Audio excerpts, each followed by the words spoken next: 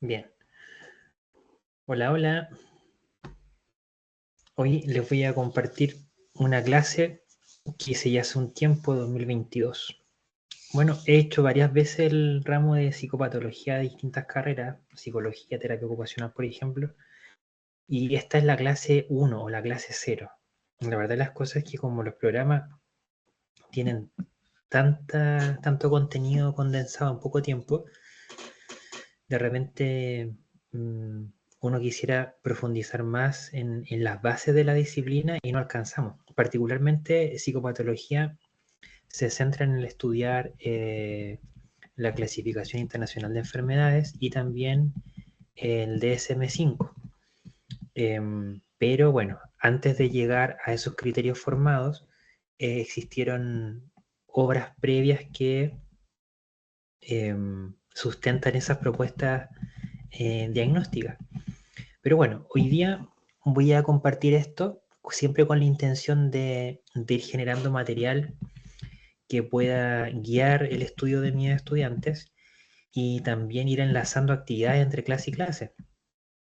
Así que bueno, esta clase es clase 1 sobre fenomenología.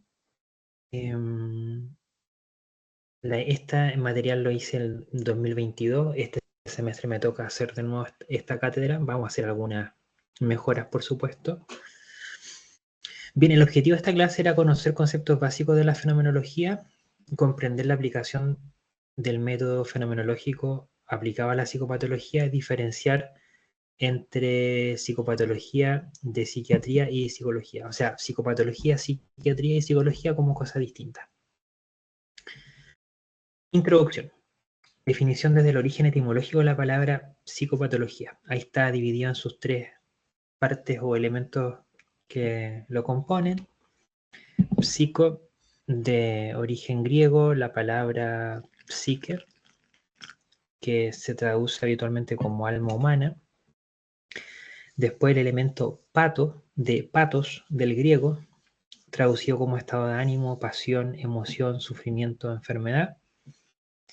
Y después logía, el sustantivo del logo, significa en griego habla, palabra, discurso, enunciado, verbal, fórmula, definición, simultáneamente significa concepto, pensamiento, razonamiento y también relación, proporción. Como parte componente del nombre de diferentes ciencias habitualmente se traduce como estudio o investigación. Así que bueno, ahí está el origen de la palabra psicopatología, condensa esos tres elementos. Bien, pues, ¿qué otra cosa más podría comentar? Si ustedes se dan cuenta acá, el patos, del griego estado del ánimo, pasión, emoción, sufrimiento, enfermedad. Y interesante que en Occidente, desde Grecia en adelante, la pasión, como algo contrario a la razón, se encontró siempre como un elemento patógeno.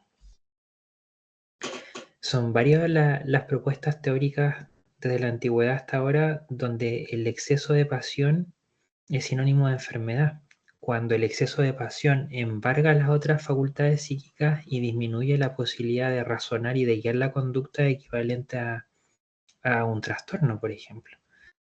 Y ya está eso ahí implícito en la misma composición, en la misma etimología de la palabra. Bueno, vámonos a una figura clave, que acá es Husserl. Edmund Husserl fue filósofo y matemático alemán. Nace el 8 de abril de 1859, fallece el 27 de abril de 1938. El sistema filosófico de Husserl pretende buscar la verdad, la esencia de las cosas y del yo. Cuando él habla o piensa sobre yo, lo hace de una forma diferente a cómo se plantea en psicología. No es el yo de alguna persona en particular. Es más bien una posibilidad, es un universal. Una propiedad fundamental del yo es la conciencia como intencionalidad. La conciencia es intencional porque siempre se dirige a las cosas, siempre es conciencia de algo, nunca es conciencia sola, es conciencia de una cosa, de una situación, de un estímulo, es conciencia de algo. Husserl fue discípulo de Brentano, al igual que Freud. Es Brentano quien plantea el concepto de intencionalidad. Bueno, Brentano era un filósofo y teólogo, y eso es una coincidencia histórica notable, porque, si mal no recuerdo, Freud toma 3 cursos con Brentano, y Brentano hace unos seminarios sobre Aristóteles. Y fíjese usted que la idea de catarsis está en la obra aristotélica, que es uno de los primeros conceptos que utiliza Freud en sus propuestas teóricas. Bueno, a todo esto, otro antecedente por ahí, tal vez no tan sabido, es que el, el tío de la esposa de Freud era un filólogo traductor de la obra de Aristóteles, que por lo demás tiene un libro que habla sobre la catarsis. Coincidencias, cruces históricos interesantes, como para hacer algún tipo de investigación, de tesis. Bien, pero nos quedamos con la coincidencia de que tanto Husserl, un gran filósofo, y Freud, gran investigador de la mente humana, coinciden, tienen un profesor en común, que es Brentano. Husserl crea el método fenomenológico. Sus conceptos fundamentales son la intencionalidad de la conciencia y la reducción fenomenológica. La reducción fenomenológica es el método. Se pretende investigar con el método fenomenológico la realidad del ser en términos de Husserl, la conciencia como intencionalidad. ¿Cómo funciona el método fenomenológico? Veamos. Pero esto es importante porque después, cuando las personas que están estudiando psicología y se forman particularmente en psicología clínica y se les pide que hagan evaluaciones psicológicas, uno pide que hagan buenas descripciones de los fenómenos que se presentan en la sesión. Bien, acá tenemos que consiste en suspender el juicio, limitarse a observar el fenómeno que está en la conciencia para captar la esencia, lo universal. Este primer paso lleva a una reducción eidética del griego eidos, idea, esencia. Las unidades ideales significativas se llaman noemas, del griego pensamiento, inteligencia. Ahora, fíjese usted que la descripción del método se parece muchísimo a lo que plantea Freud como asociación libre.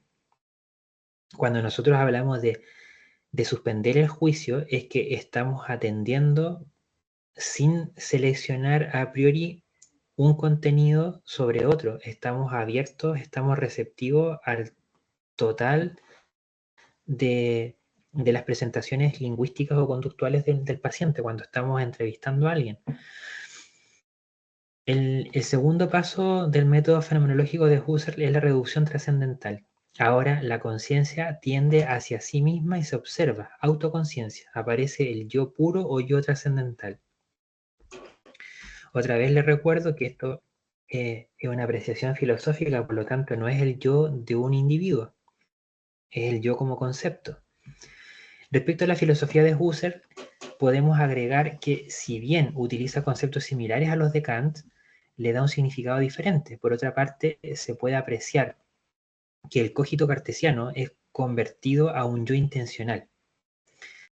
En el siglo XXI, la ciencia cada vez son más específicas y la producción de conocimiento es notoriamente mayor a otras épocas. Esto igual influye en la filosofía, donde los filósofos comienzan igualmente a profundizar en áreas de conocimiento, siendo Husserl tal vez el último en intentar un sistema de conocimiento que englobe todas las principales áreas del conocimiento. Claro, porque desde la modernidad en adelante, las ciencias ganan profundidad y especificidad, pero de una u otra manera también empuja a que la filosofía también se especialice. Es muy difícil hoy día hacer un sistema de pensamiento que englobe todos los saberes distintos. Es más común encontrarse, por ejemplo, con filósofos de la mente, filósofos del lenguaje, filósofos de la ciencia, o filósofos políticos, especialistas en ética o especialistas en estética, pero es muy difícil que haya un pensador que englobe tanto conocimiento. Así que Husserl podría ser el último que cumple con esa característica de tener un sistema de pensamiento que englobe las principales áreas de saber. Bien, reducción fenomenológica. ¿Qué tenemos? Acá una cita de Caponi. Caponi es un autor chileno, tiene un manual pequeñito con orientaciones, está orientado a las personas que estudian psicopatología. Y bueno, acá tenemos una cita. Hay que colocar entre paréntesis el objeto real de veras, las cosas que están ahí afuera. Lo vemos, nos detenemos delante de ella, mantenemos los ojos dirigidos firmemente a ella y tal como la encontramos como aquello que nos hace frente en el espacio, la describimos y hacemos nuestra frase sobre ella. Solo conseguimos en considerar, en describir estas percepciones, sensaciones, etcétera, como las entidades que son en sí mismas, pero no toleramos juicio de valor alguno. Ok, o sea, bueno, misma indicación. Si nosotros queremos captar fenómenos, no podemos estar categorizándolos, porque en la medida en que nosotros estamos categorizando o aplicando valoraciones, dejamos de estar receptivos a la presentación de fenómenos en el campo de nuestra conciencia. Filósofos como Brentano y Husserl hablan del carácter intrínsecamente consciente de la psique, con lo cual niegan lo inconsciente en cuanto a posibilidad que pueda darse algo más allá de la conciencia. Esta idea viene de más atrás. En las meditaciones de Descartes se emparenta pensamiento a conciencia, más bien todo lo psíquico como lo consciente, herencia que continúa en la filosofía y en la ciencia, a diferencia del aporte freudiano y del psicoanálisis. Bueno, esto es importante porque desde la aparición de René Descartes en adelante, queda emparentada la idea de que lo psíquico es consciente, queda enlazado, y tiene que aparecer Freud para que particularmente en el estudio de las disciplinas que pretenden estudiar lo psíquico, plantee la posibilidad y la hipótesis de que hay procesos psicológicos que participan, influyen en nuestro comportamiento y son de origen inconsciente. Bien, punto 4. Quien introduce y aplica el método fenomenológico a la psiquiatría es Karl Jasper. Karl Jasper fue un psiquiatra y filósofo alemán. Nace el 23 de febrero de 1883 y fallece el 26 de febrero de 1969. Su gran legado a la psicopatología está en su obra Psicopatología General en 1913, primera edición en alemán, esa es la edición original, y tomaremos algunas citas textuales para ilustrar su pensamiento y su método. Ahora, otra cosa interesante de que Jasper, si bien es médico, tiene este aporte, un manual muy importante de mucha influencia a la psicopatología. Después se dedica a hacer filosofía. Sus principales aportes son filosóficos. Un pensador bastante interesante. Tiene hartas cosas. Habla de variados temas. Incluso tiene un libro que habla sobre educación, sobre la universidad. Bueno, prefacio de la primera edición de Psicopatología General. ¿Qué nos dice Jasper? Es sin embargo peligroso estudiar en psicopatología solamente el tema. No hay que aprender psicopatología sino observar, interrogar, analizar y pensar psicopatológicamente. Quisiera ayudar a los estudiantes a hacerse de un saber ordenado, que ofrezca al punto de vinculación en los nuevos fenómenos observados y que haga posible situar el nuevo saber que adquieren en el lugar correspondiente. Vamos a el prefacio de la segunda edición de su libro. Se los comento porque él tiene orientaciones respecto a cómo estudiar, por eso para mí es importante compartirlo con ustedes. Desde el punto de vista médico, se ha expresado la opinión de que este libro es difícil para los estudiantes porque se trata en él también los problemas últimos y más graves. Frente a eso mantengo la convicción de que una ciencia se puede entender por completo en sus problemas centrales. o no se puede comprender en absoluto. Considero repudiable ajustarse a demasiado bajo nivel. Hay que tener en cuenta a los estudiantes verdaderos, a los que estudian por la cosa misma, aun cuando sea una minoría. El profesor debe forzar a los estudiantes a elevar el nivel de los científicos. Esto es contrariado por los compendios que transmiten para la práctica, entre comillas. Un saber aparente externo y fragmentario que a veces es también más peligroso en los hechos que el desconocimiento total. No se debe mostrar solo una fachada de la ciencia. En la decadencia de la instrucción y del trabajo intelectual en nuestros días, es un deber no concertar ningún compromiso. Este libro ha encontrado realmente el camino hacia los estudiantes. Me siento justificado para desearlo también en el sucesivo en sus manos. Me siento justificado para desearlo también en lo sucesivo en sus manos. Está interesante. Bueno, este subrayado es mío. Claro, porque es un libro descriptivo extenso, pero importante. O sea, leer textos clásicos, hacer ese esfuerzo, nos dan una mirada más amplia. Es distinto leer una obra de un psicopatólogo a ir a leer un número reducido de páginas sobre criterios diagnósticos. La comprensión, la comprensión, la amplitud, la profundidad de conocer psicopatología la va a encontrar leyendo textos, no solamente criterios diagnósticos. Eso es lo que es la invitación que yo les hago. Bien, el párrafo seleccionado en texto de orientación es una invitación a entender la totalidad de la psicopatología como una disciplina científica. La obra de psicopatología general es un texto de trabajo opuesto a un manual, brinda las bases de la disciplina, sus conceptos principales para continuar investigando, no se reduce a un fin clasificatorio. Es interesante porque acá Jasper habla de un estudiante verdadero, entendiendo a aquellos que estudian por el interés en la cosa misma. O sea, por estudiante verdadero se refiere a que de que suponemos que cuando alguien tiene la motivación intrínseca para conocer y estudiar algo, no está buscando el resumen del resumen, sino que está buscando disfrutar el camino, disfrutar el tránsito de ir ganando más pericia, más maestría en lo que está estudiando. Y eso en cualquier ámbito de conocimiento puede aplicarse. En el caso de la psicología clínica, del psicólogo clínico, ¿por qué estudiar psicopatología? ¿Por qué será importante? Pregunta para ustedes. Punto 5. ¿Cuál es el objeto de la psicopatología? El objeto de la psicopatología es acontecer psíquico realmente consciente.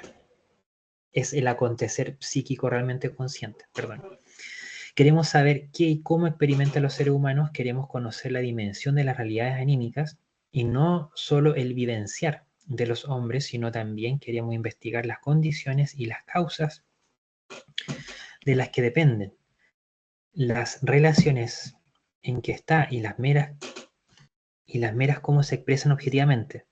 Sin embargo, no es nuestro objeto todo acontecimiento psíquico, sino solo el patológico.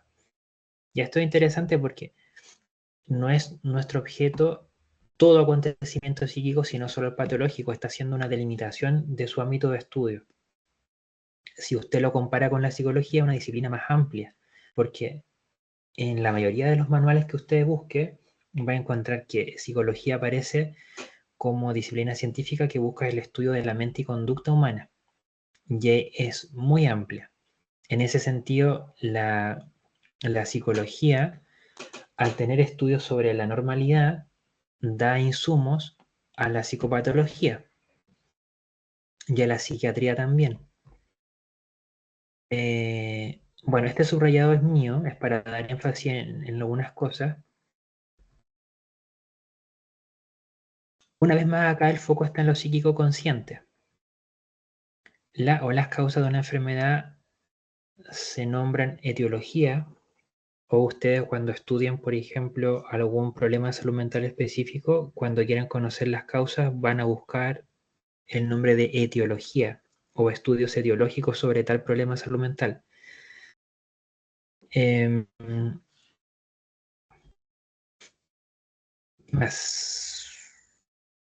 Bueno, la definición de Jasper la vamos a contrastar con una más actual de autores psicoanalistas. Claro, este es de otro manual de psicopatología de dos autores, un doctor en psicología y de un psiquiatra. Acá tenemos, según nuestra consideración, por tanto, la psicopatología conjuga la escucha y la observación de las manifestaciones morbosas con una teoría capaz de poder explicarlas tanto en su dimensión particular, caso por caso, como general, estructuras clínicas. De este modo, son las competencias de la psicopatología tanto los aspectos semiológicos, estudios de los signos morbosos observables, los patogénicos, mecanismos del enfermar y reacciones ante la enfermedad, y los etiológicos, causa y desencadenantes de la enfermedad, como los nosológicos, definición y delimitación de las enfermedades, y nosográficos, descripción y clasificación de los trastornos de estructura psicopatológicos. Y ese es de José María Álvarez, un libro publicado en el 2004. Seguramente tendrá nuevas reimpresiones, pero es un libro muy bueno. Ya les voy a hablar por qué.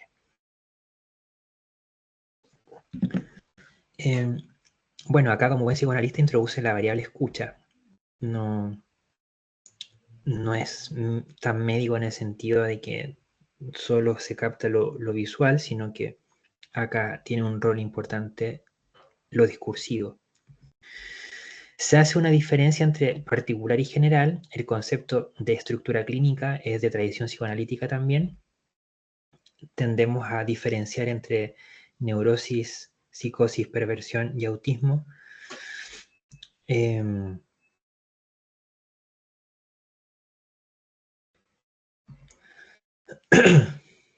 Bueno, acá tienen, perdón,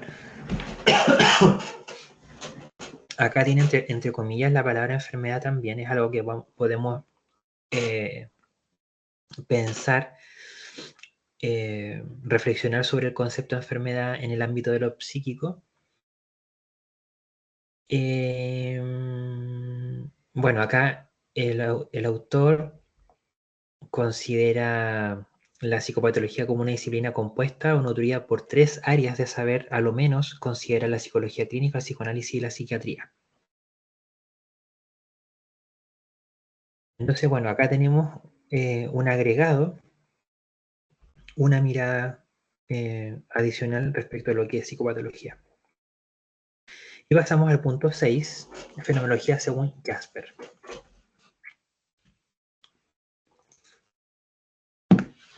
La fenomenología tiene la misión de presentarnos intuitivamente los estados psíquicos que experimentan realmente los enfermos, de considerarlos según sus condiciones de afinidad, de limitarnos y de distinguirlos lo más estrictamente posible y de aplicarles términos precisos. Esto aparece en la página 65, son palabras textuales de Jasper, de la edición que tengo yo. Ya les voy a compartir alguna bibliografía básica. La palabra limitarnos parece ser un error tipográfico. La cita tiene mayor sentido si leemos como de limitarlos y de distinguirlos lo más estrictamente posible. Es un comentario mío. La palabra fenomenología está acotada a la vivencia psíquica, diferente al sentido de Hegel, que la utiliza para la totalidad de las manifestaciones del espíritu. La fenomenología para Jasper es un procedimiento empírico aplicado a la comunicación con el enfermo, con el paciente.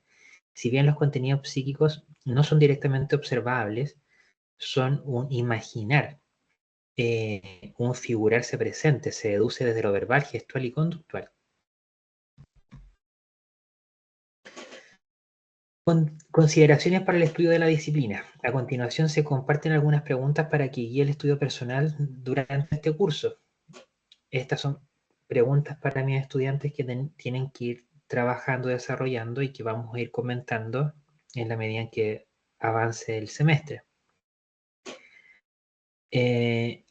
¿Cómo surge la psicopatología, la disciplina?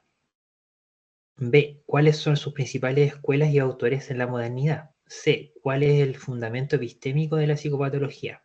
D. ¿Qué es una enfermedad mental? Claro, acá me interesa que piensen y reflexionen sobre el concepto de enfermedad, cómo está aplicado en el ámbito de lo psicopatológico. E. La mente es algo diferente del cerebro. El problema mente-cuerpo es un problema filosófico de larga tradición que da mucho para pensar, debatir y seguir aprendiendo. ¿Para quién es útil el saber psicopatológico? Y la última pregunta, ¿tiene algún riesgo o peligro saber de psicopatología? Son preguntas que vamos a ir comentando y revisando de manera presencial. Bien, alguna bibliografía básica. Tenemos el famoso librito de Caponi, Psicopatología y Semiología Psiquiátrica, que aparece como bibliografía básica en casi todos los cursos de psicopatología, ya sea psicopatología adulto o infanto adolescente, es un clásico. Alguna vez estaba preguntándole a colegas de otros países con los que compartía grupos de estudio, y dentro de los libros que me recomendaron eran Caponi. Fue interesante saber que se ha considerado no solamente acá en Chile, sino también fuera. Bueno, después está el de José María Álvarez y de Esteban Sauvagnat, no sé cómo se pronuncia, será francés, pero el autor principal es José María Álvarez, él es español, y tenemos los fundamentos de la psicopatología psicoanalítica en editorial Síntesis. A ver, ¿qué les puedo contar de este libro? Este libro es altamente recomendable porque tiene una mirada bien amplia de la psicopatología, muestra la disciplina compuesta por diferentes saberes, entre ellos la psicología clínica, psicoanálisis y psiquiatría, así lo presentan los autores. Incorpora la historia de las enfermedades mentales desde la antigüedad grecorromana en adelante, por lo tanto es interesante desde ese punto de vista histórico. Muestra los principales modelos y autores que aportan a la psicopatología y también profundiza en los aportes del psicoanálisis, que para mí es muy importante e interesante también que puedan ver cómo los distintos modelos psicoanalíticos contribuyen también al saber psicopatológico en general. Igualmente incorpora un detallado trabajo sobre semiología. Es muy interesante el apartado del lenguaje, que por ejemplo es mucho más enriquecido que el manual que previamente les había comentado de Caponi. Así que bueno, es un libro muy bueno. Y después tenemos el clásico, a mí me gusta leer los clásicos, así que también se los recomiendo, el de Psicopatología General de Jasper. Yo tengo la publicación del año 2001, editorial Fondo de Cultura Económica. La publicación original es 1913, como yo les decía, es un libro muy citado por distintos psicopatólogos y también en distintos manuales de psicopatología. Así que bueno, eso para comenzar. Eso para comenzar. Como les comentaba, la idea es no solamente memorizar criterios diagnósticos de manera aislada, sino también entender cómo surge esta área de saber, poder reflexionar, poder pensar, poder plantearse algunas preguntas, entender qué hay detrás de los manuales clasificatorios, entender cómo detrás de un concepto existe una larga historia de distintas propuestas, de distintas tipologías, de distintos autores, de distintos proyectos de investigación. Así que bueno, eso sería la clase introductoria para lo que vamos a ver en este ramo, que siempre lo estoy haciendo, así que gano tiempo en compartir este videito a modo de introducción para que después vayamos ganando profundidad en textos, en lecturas específicas y presentaciones sobre problemas de salud mental en particular. Así que bueno, hasta acá por hoy. Hasta la próxima.